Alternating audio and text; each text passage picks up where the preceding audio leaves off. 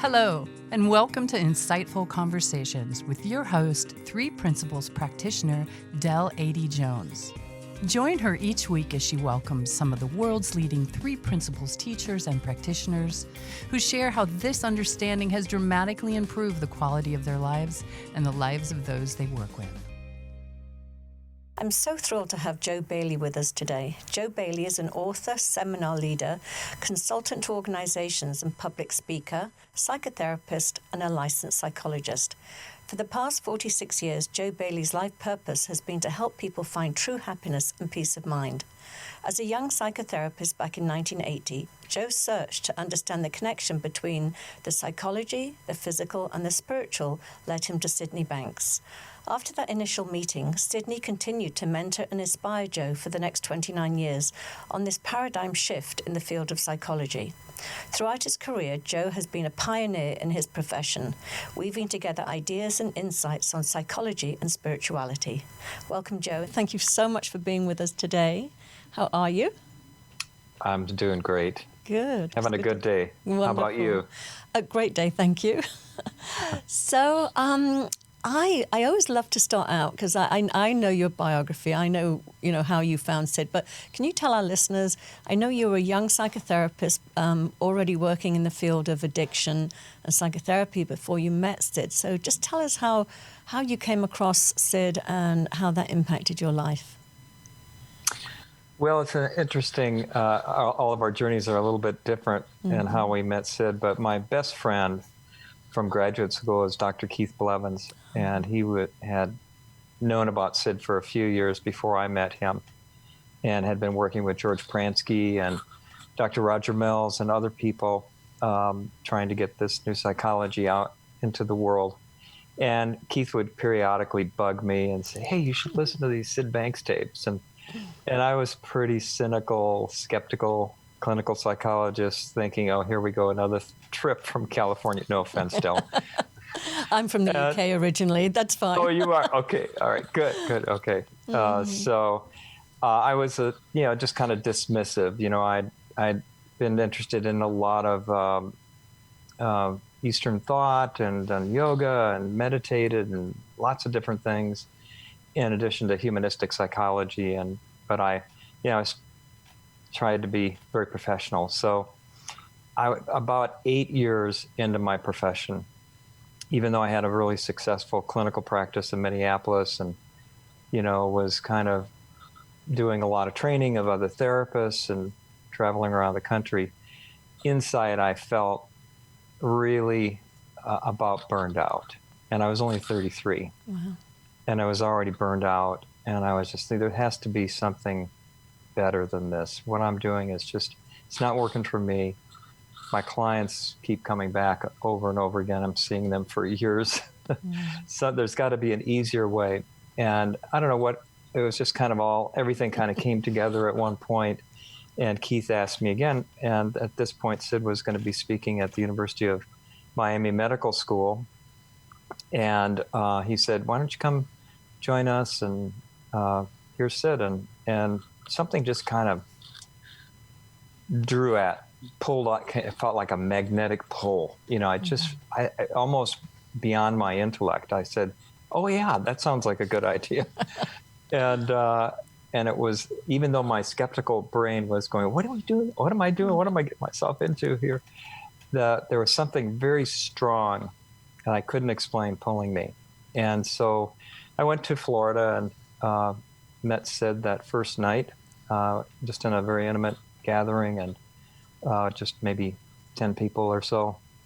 And everyone was just chit-chatting, and as I was a little social butterfly talking away, and all of a sudden everybody got really quiet because Sid was ready to talk.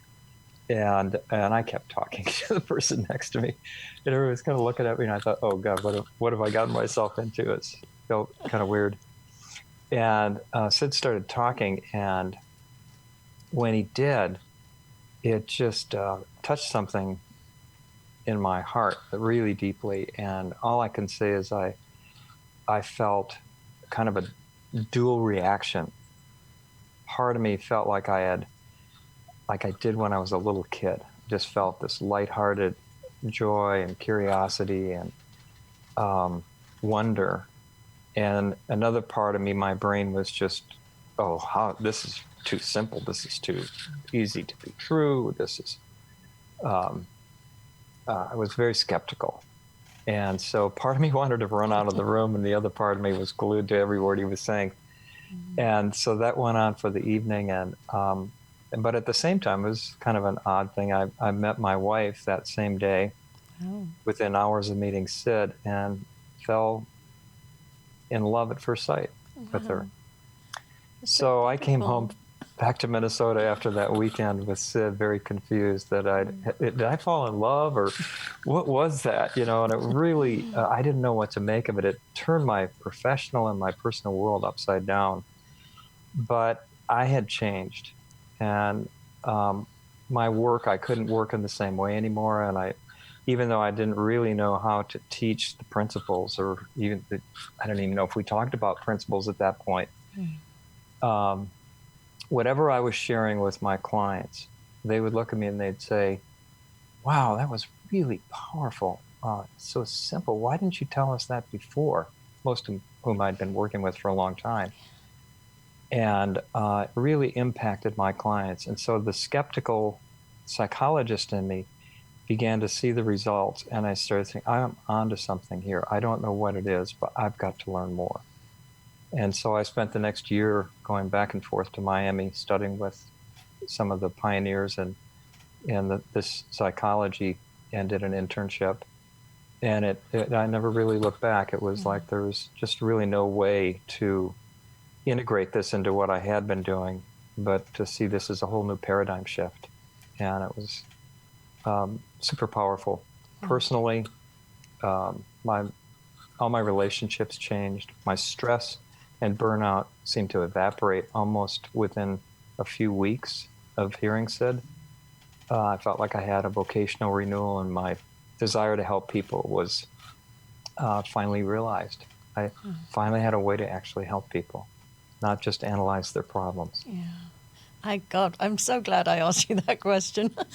What a beautiful story, and what an amazing testament. And, having been in therapy myself for 30 years, and definitely helping me function at a higher level, it was when I came across the principles that I say that sort of the lid blew off. I mean, it just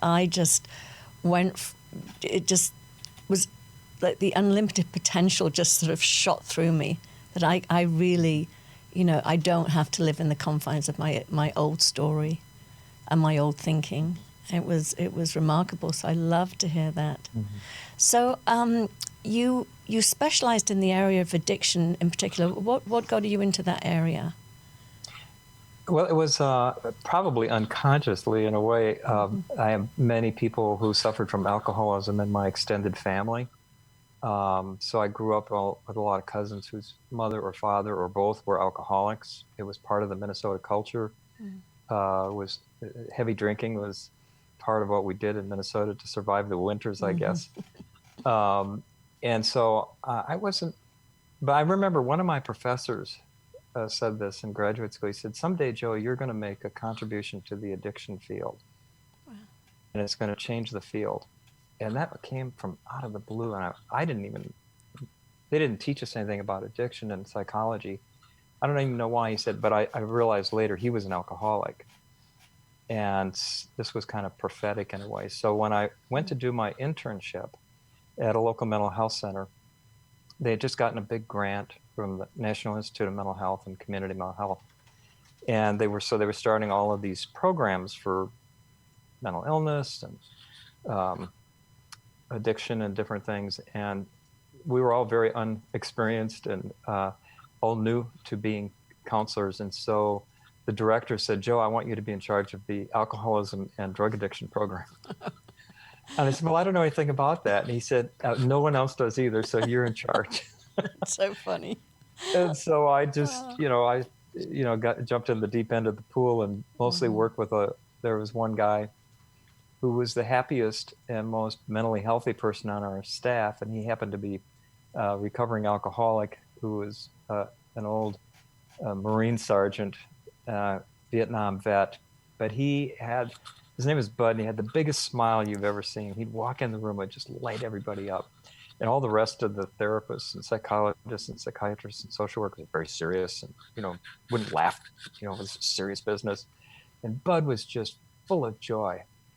And so he taught me about mental health. Mm-hmm. I didn't know what he had, but whatever he had, I wanted that. Yeah.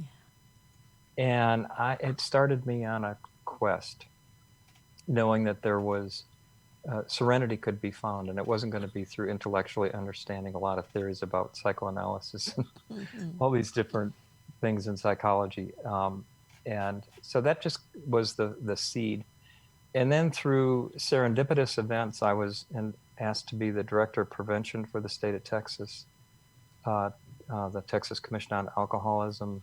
I began to train addiction counselors, and I was only like 25, but I hooked up with a person who was a very experienced trainer, and she saw the potential in me. And so I started training therapists who worked in addiction in my mid-20s, and eventually moved back. When my son was born, we moved back to Minnesota, and I started working at the Johnson Institute. And Minnesota was kind of the Vatican of addiction treatment. It was where first inpatient treatment center, Hazelden, started back in the 40s, and was a pioneer in training people. So I worked at the Johnson Institute, where we trained people in intervention, and I was head of the family department, the family school. So we taught people about family therapy and working with addicts. And so anyway, so I just kind of went from one thing to another. That's amazing. The field found me rather than me finding it. And tell me, what is it about, when you mentioned, I think I was reading your website, it said that the principles provided a fertile ground for transformation for people within the addiction world of addictions. So can you talk to that? What was it about the principles in particular that helped more than any of the other models of treatment up to that point? Well, let me just go back a little bit. Like when Alcoholics Anonymous was formed back in the early 30s by Bill Wilson, Bill W., he's known by. What led to that was that he had a transformational experience. He called it a spiritual awakening. And he was at the door of suicide. He was ready to commit suicide. And he just, in desperation, he asked for divine intervention or help. And he had this very powerful experience, much like Sid Banks's description of his experience, where his ego disintegrated, and he knew he would not have the desire to drink after that experience of the divine within him. And I had been in a lot of AA meetings and a lot of Al-Anon meetings, and I'd seen occasionally people who had that kind of a transformational spiritual awakening, but they were fairly rare. But they would be the person in the group that was the anchor that held the ground. And occasionally that would happen in treatment, that people would have that aha awakening experience.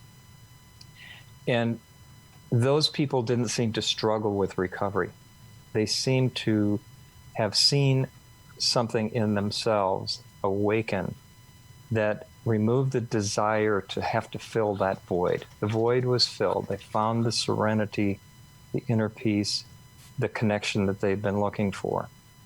But everything we were doing in treatment centers and hospitals and clinics, was more about analyzing the past. A lot of the psychology, it was analyzing your past and having to work through all your issues and identifying your patterns of thought and working through your emotional catharsis and this and that. And it was a very painful, long-term, arduous task to maybe someday get a little bit of peace of mind. But it was always going to be hard work. And when I heard Sid Banks, the light bulb that went off in me was, this is the missing link that will allow addicts to cultivate the ground where that transformational experience can spring forth, can come up. It provided a constant. I mean, we're all looking for something that we can rely on, an absolute that we can rely on, like we do with the principle of gravity. But we're all looking for something that will give us that peace that we seek. And addicts, Carl Jung, the famous psychoanalyst, once said to Bill W. in a letter that alcoholism was, on a spiritual level, the thirst for a divine connection. And even though most addicts didn't know when they're looking in the other end of the bottle, they were looking for a divine connection. People were looking for wholeness. They were looking for something to alleviate their suffering that was reliable. And the best they'd known to do at that point was to drink or to look outside in drugs or some sort of other addiction to momentarily escape their suffering and pain and desperation. That was the best they knew. But in what Sid was bringing to the world through his discovery of these constants, this set of principles that explain the inside-out nature of experience and where our feelings actually come from. It was in that discovery that gave people a compass and a map to find their way to transformation. And transformation is not a singular event. It's an ongoing evolutionary process that I know in my own experience of having met Sid 40 years ago now. It wasn't like I got this and I'm good to go. It was like I have moments where I have moments of clarity, and I see this very clearly, where it's my thinking that's creating my stress, or it's my thinking that's creating my jealousy or my angst or whatever, and it helps clear my mind. But I still get caught up. As a human being, we get caught up in old habitual thinkings because life will give us a challenge that our old level of understanding isn't quite up to withstand that. And so we slip back into the old feelings and experience. And that's not failure. That's part of the transformational process that is built into us. It's designed into us to help us go deeper in our understanding, to have a deeper realization or insight about our true nature, our true divine essence that we are, that we came into this world with, that was covered up with a lot of innocent, unnecessary, habitual thinking that made us feel separate from that. So transformation is like reconnecting to that which we already are. And it's so profound, and it's so simple when we see it, and it's very elusive when we don't. Yeah. Gosh, I love the way you describe this. It really, I could just listen to you all day. It's really beautiful. But I want to ask you, it's pretty obvious to me, but I'm going to ask you anyway. Where was the inspiration? Because I know there's the conference coming up, which I will be attending, which I'm very excited about. Oh, great. Yes, yes. Oh, so, so what was the inspiration behind this? It's the first conference exclusively for recovery, isn't it? Is that in the three principles? So tell us a little bit about that and who it's for, because I know it's not just for practitioners. Yeah. So. Well, first of all, who it's for is really, originally I thought this would just be for three principles professionals who who are already with an addiction to just come and share what they're learning and discovering.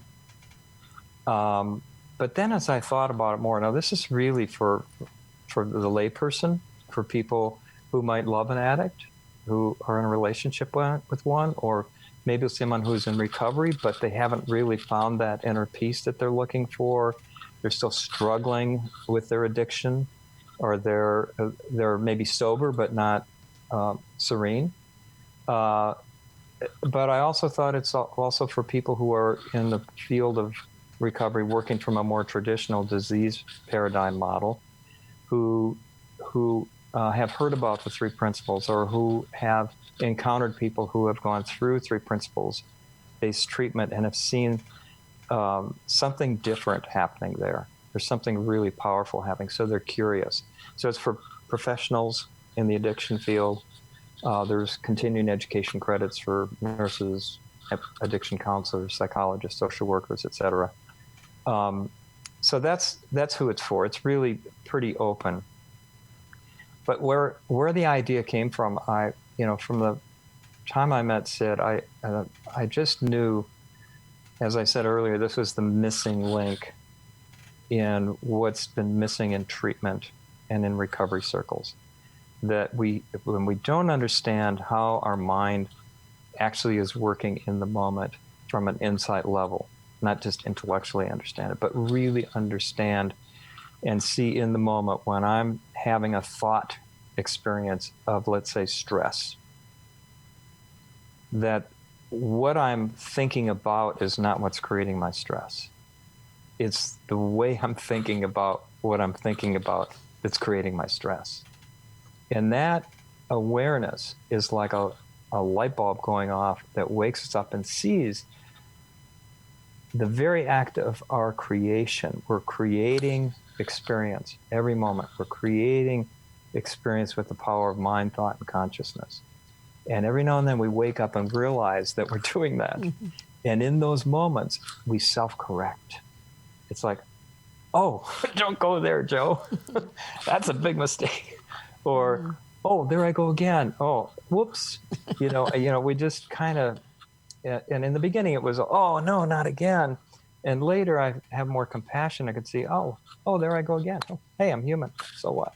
Mm-hmm. No big deal. It's just, and just waking up to that fact removes all the thinking that's creating all the insecurity and angst that's fertile ground for relapse, for transfer of addiction, for other forms of mental illness. So when people don't understand who and what they are and how this mind works to create and remove what's in the way of experiencing that, when people see that, it's like strengthening your psychological immune system. You can deal with adversity so much better. You can get over emotional upset much more quickly. It's not as intense. And it's always the stress and the emotional tension that triggers relapse. So if that's all the three principles did for the addiction community, it would be monumental, because the relapse rate is like 70%. It's really high in most treatments. It's unbelievable. If you get 25% recovery rate, that's astronomical. Mm-hmm. And I'm not saying that three principles treatment, every person that hears the principles, that's it, they're done, they never relapse. That's not true. But there's a much higher rate of non-relapse. And relapse is much shorter. It becomes actually a learning experience that helps them evolve to an even higher level of wellness or inner peace. Yeah, I love, I'm not knocking the sort of 12-step, but the gentleness in how, in the three principles community, that I love what you just said there, that a relapse is part of the recovery. It's part of that journey, as opposed to, you relapse, start at the beginning. That sort of start at. I think that sort of pressure can lead to even more anxiety, which can even lead to more wanting to reach for something on the outside to quell that anxiety. Mm-hmm. But I think, as you just described it, it's such a beautiful, gentle way of looking at it. So let's talk. It takes a lot of the shame and the guilt out of, and when relapse doesn't necessarily mean using again. Mm-hmm. I relapse into old thinking every day. Exactly. Because I have a brain and it gets triggered, and there I am again. Yeah. But recognizing it in the moment protects me from my own devices, in a sense. Mm-hmm. Protects me from my own insecure thinking. So I have an immunity to that. And yet I still do stumble and fall. And when I do, it helps me, it motivates me to go even deeper and find more humility, to listen deeper. And so it just, we're all going through a journey into the unknown wilderness of life. The future is an unknown. But if you have a map and a compass, even if you get lost, you can find your way back. And for me, the principles are that compass and that map that give us a way back home to who we are. So I see, the other thing I see in the treatment centers that I work with that have taken the 3 principles on as their foundation or their philosophy of treatment is the staff is so happy. They're in such a good mood generally. They're so much more compassionate. One of the jobs I've had, I've been a professor at a university training addiction counselors, and part of my job was to go around to all the internships and visit all these different treatment centers, mostly 12-step addiction-based CBT, other kinds.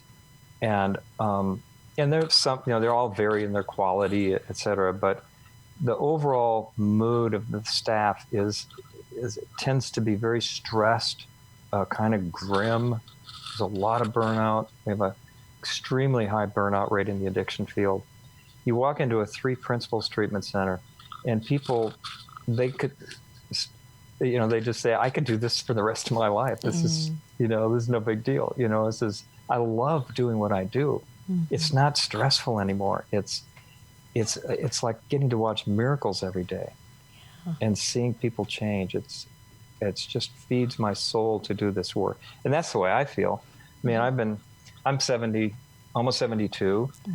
I can't imagine not doing this. This is it's my joy to help people and to have a way to actually help people. Yeah, that's incredible. I was just with Judy Sedgman and Christine Heath at the weekend too, and they were like, we're never retiring. This gives us so much. Why would we ever retire? So we're actually sort of coming to the end of our time together. So I just want to make sure that the people that are not watching and can't see your website, so if you can just give your website and also give the how they can find more information about this the recovery conference that's coming up, and maybe a couple of the keynote speakers that you're going to be having there. So yeah, we're going to have speakers from all over the world, from the UK and Spain and all over the US who are working in treatment centers. So it's going to be a wonderful faculty. If you go to my website, www.joebailey and Associates, spelled out, and Associates, on that website in the front page, there's a link to the conference, which is www.3P Recovery Conference. But you can put that on the podcast when you send that out. And so you can learn more about the schedule, the costs, how to sign up, hotels. We have scholarships available. We're also going to be live streaming this, so if you can't attend in person, you can still attend.